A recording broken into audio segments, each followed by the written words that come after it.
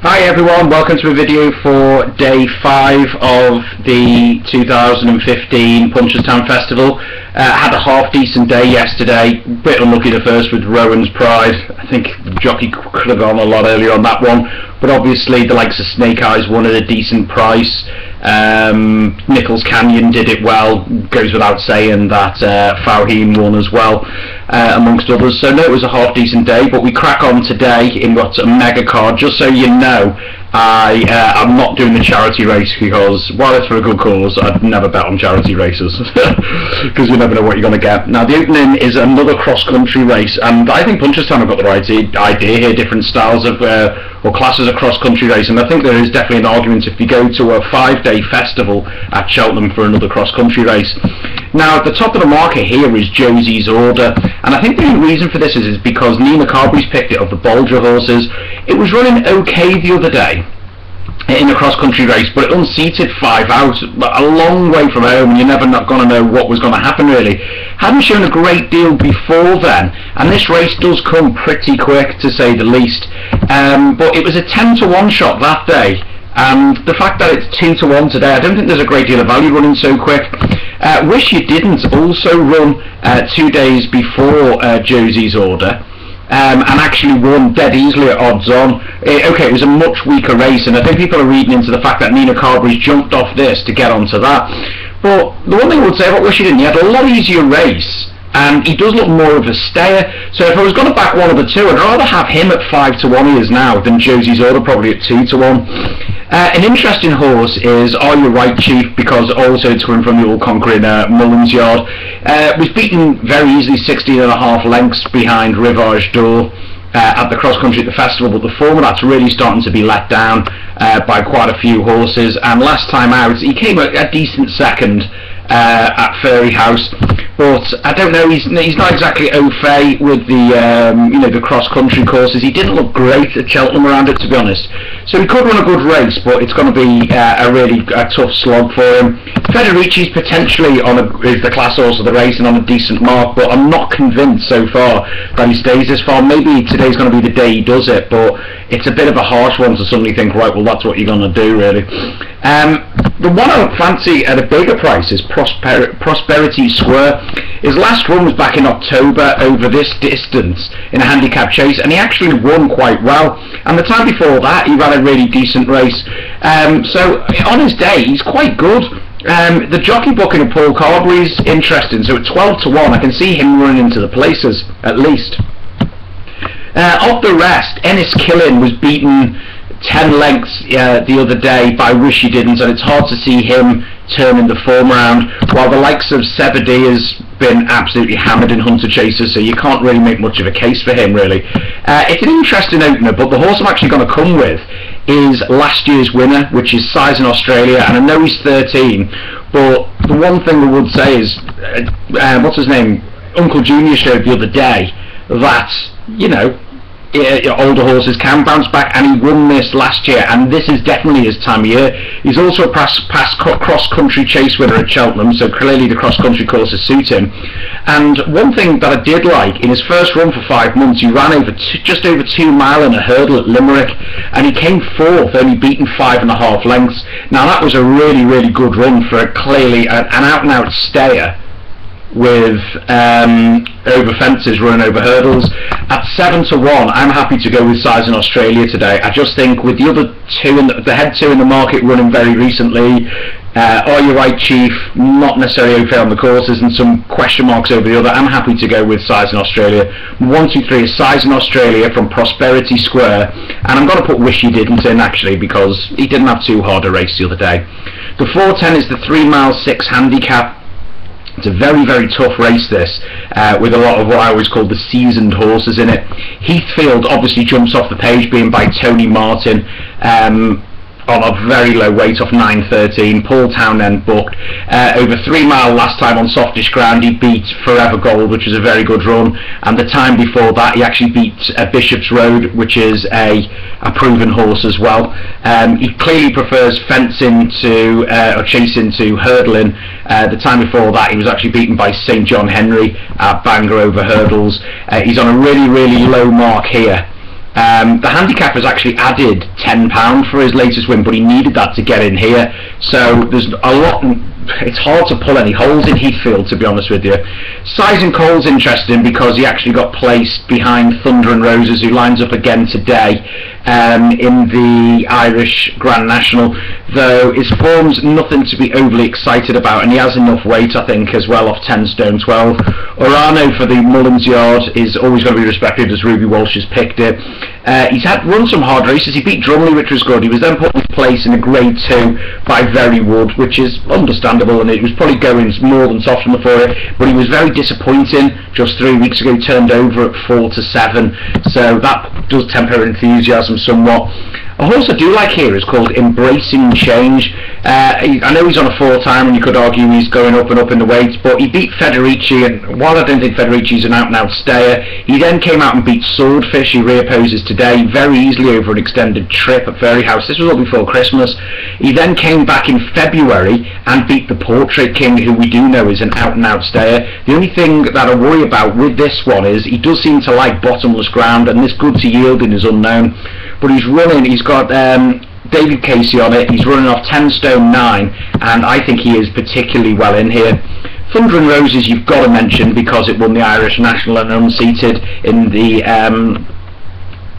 behind Cause of Causes at Cheltenham, and on his day is a very good horse, but he's got 11 stone 10, and it's not going to be easy to go and give that much weight around. Audacious Plan for Rebecca Curtis is interesting, won very easily on good ground last time. The step up in 3 mile clearly was what was needed. For that reason, off 10 stone 1, he's very, very well in, and I think while he's inexperienced, I do think that weight is going to count for a lot. Forever Gold is interesting with the booking of Luke Dempsey. Clearly, the last couple of times, the softer ground hasn't been ideal, but the time before last he was favourite and only beaten 3 lengths by Heathfield. But the one thing I would say is he's better off at the weight, and he's also got the conditional, which is Luke Dempsey, claiming more weight off it. I'm having a look there. He's currently around 16 to 1. He has been as big as 25 this morning. I think some people are starting to pick up on what I've seen there. It's a really tough race, but from 1, 2, 3 I'm going for Heathfield to beat Embracing Change, and I'm going to put Audacious Plan in there despite his inexperience. The 350 is the Champion Mears, and obviously this is all about Annie Power. Clearly would have won the Mears Hurdle at Cheltenham, but for form at the last, and as long as there's no damage done from the fall in terms of confidence or to the horse physically, it'll take all the beating here. KTT is an interesting horse, but has been out for a while. She was quite high towards the head of the market before the Cheltenham Festival, but never run. I don't know if that is for a setback or anything else like that, and the horse I actually fancy more than that is Anna Follett. Again, it's for Willie Mullins, but this time in the Jigginstown colours, so Brian Cooper is on there. He's not been a world beater, but then again, none of these horses behind Annie Power are here today, but he has been very consistent, and with a nagging doubt, I suppose you'd say, about KTT's full well-being after such a while off, I'm happy to put up Anna Follett as the forecast or each way alternative at 14 to 1. All the others seem to have absolutely no chance, so 1, 2, 3 is Annie Power from Anna Follett and KTT. The next up is the 4-year-old Champion Hurdle, and now this is a very, very hard race to predict here. Business Sivola has done it very well last time out for the Willie Mullins Yard, who have harvested this race a lot in the past few years and must have a chance. While Qualando won the 4-year-old race at Cheltenham, I think it was the Fred Winter, wasn't it? Very well indeed, and has been kept, I suppose you'd say, on the go for this race, so that's got to be taken seriously. But the horse I actually fancy here is the Jigginstown horse, and it's Willie Mullins and Brian Cooper, and that is Petite Parisienne. Over the extended trip of 2.5 miles, he's been travelling well and sticking down to the task well, but I don't think he's been seeing the trip out. There's been some people online saying he actually needs further. I think the way he travels means he can come into a 2-mile race like this pretty well. Qualando will be up there for us in the pace. Don't be surprised if one of the Mullins horses is up there for us in the pace. And I just think with that, virtually, it's got a bit of class, and also that you're virtually guaranteed his stamina. I think Petite Parisienne is the way to go. Stars Over the Sea for David Pipe's interesting, obviously, because it's come over from England, but his form's tailed off this season. It would need a big jump forward. While Punchestown was very good for Alan King at the start of the season, but as soon as he stepped up in class, I think he just was found out last time. I'm going to stick to the head of the market. I'm actually going for Petite Parisienne from Business Savola to give the Mullins Yard a 1-2, and Qualando. I'm also doing the combination forecasts and tricasts on them as well. The 5 o'clock is a really difficult race to judge. First Lieutenant is in there, rightfully so, but he didn't seem to stay at the Grand National and had a really hard race there. It will be some training performance if First Lieutenant suddenly jumps back here and wins. While Rule the World has looked a lot, he's starting to find his feet, but it was over the extreme trip in the Irish National last time. The time before that he was easily beaten by Val de Furbe, who didn't exactly frank the form yesterday, but he is a very classy horse, especially over hurdles, so must be a decent chance, you'd think. The Job Is Right ran no sort of race at Fairyhouse, and they actually blamed the soft ground on this occasion. The time before that he was a good 6.5 lengths behind Cause of Causes, so with the ground slightly better and Racing Post rating of 158, The Job Is Right, if he can regain his form, must have a serious chance, I would think. But the horse I actually like here is Gallant Oscar. He was actually favourite. He was in the National but didn't go. He was withdrawn because of the ground, if I'm not mistaken, from the Scottish National, but is 5 1/4 lengths third behind the Druid's Nephew at Cheltenham. Is a very strong piece of form, because the Druid's Nephew was still going so well in the Grand National before he fell. Of 10 stone 9, he's on an absolute featherweight, and Mark Walsh seems to be the new Tony McCoy, almost, never that he's going to be, for the JP McManus Yard. So the fact that he's picked him, I think, says quite a lot. Grand Gesture last weekend refused to race behind Just a Par, but was fancied and actually finished second behind the Druid's Nephew. So he must have every chance based on that form. Very similar to Gallant Oscar, but Gallant Oscar's got the weight for him. But you've also got the risk. He refused to race for whatever reason. So, you know, what's to say he won't do it again. Tomb River is interesting. I actually backed it last time out, and for me the step back in trip to 2 mile 2 was the key to this one. They put him back up to 3 mile again now, or 3 mile plus, and while the time before that he got beat 2 1/4 length, he looked like he was going to win and just emptied out, to be honest with you. So my worry is, with a rise in weight, I think he's better over shorter. He could run me a decent race, don't get me wrong, but it's a bit of a shot in the dark. And one horse I did see the look of the other day was Knock a Hand. Richard Lee sending this one over. It was running a big race behind the Last Samurai at Kelso last time, when he unseated Brian Harding. And the time before that he beat Big Water at Carlisle. It's a decent yardstick, pretty easily. He wasn't at his best on good to soft ground and was pulled up, or all of his best form is on softer ground, which he should get today. Interesting booking of Sam Twisting Davis at 20 to 1. There's worse each way bets you'll have, but we're looking for a 1, 2, 3 here. So today I'm putting in Gallant Oscar as my first. I'm going to risk The Job Is Right, and I'm going to have to put in Grand Gesture, just based on if he runs he must have a great chance. The next race we've got here is the 2.5 mile handicap race, and the fly in the ointment here is Pleasant Company, because we don't know if it's going to run. I actually tipped it up on this video last time I think it was on Wednesday, and it was absolutely cruising coming towards the last and just emptied, and his stablemate Avon 2 and someone else overtook him. Willie Mullins straight away basically said he doesn't see the trip out, we'll drop him back. See, he's down as the reserve today. I still don't know if he's running, but if he's running off 10 stone, and providing that race hasn't taken everything out of him, you'd have to put Pleasant Company up, but I'm going to mention him, do him if he runs, basically, but for the 1, 2, 3 I'm going to leave him out, because my gut feeling saying he's not going to. The one that's jumping off the page as well is Sorted Out as well for the Harty Walsh combination here.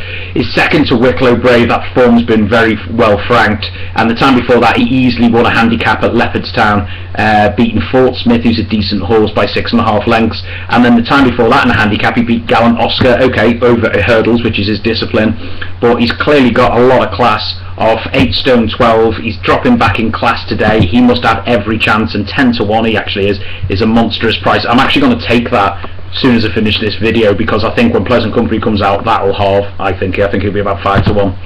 The current 5 to 1 favourite is Abra de Vie, and rightfully so, because that form behind Martello Tower is getting more and more, I suppose you say, like benefits to it really. The benefits of the Martello Tower is his line of form through Windsor Park, and everyone who's raced against them seems to be running a decent race since then. The time before that, back at this trip, he absolutely routed a novice field by 11 lengths at Warwick, and the time before that he was flawless in his maiden. He's done absolutely nothing wrong at all. And the Willie Mullins yard has won 4 out of the last 6 renewals, so you've got to think that it's got more than a chance, to be honest with you. The only reason I'm going sorted out ahead of him at this moment in time is that he's getting £7 off him, and technically Abra de Vie's only about £5 better off, so technically he's got a couple of lengths on it.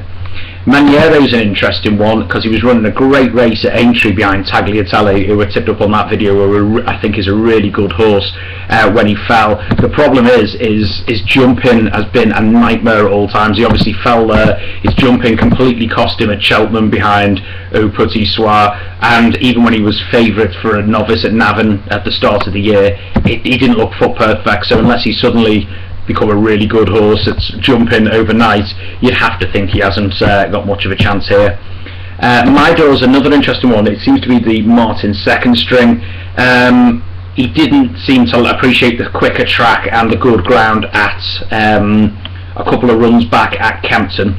But his form behind the Inval was actually then, I suppose you'd say, stacked up, because the Inval went in and won at Aintree. The next time out, the Upton trip, and he was only beaten 4 3/4 lengths by I Shot the Sheriff.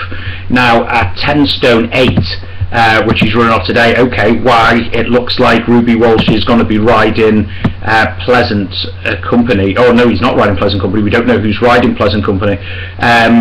You'd have to think if that one comes out, there'll be money for this one. He seems as the outsider of the Martin party on paper, but he's 16 to 1. Again, I think that'll come into 8 to 1. So if you fancy him each way, I'd get on him quick.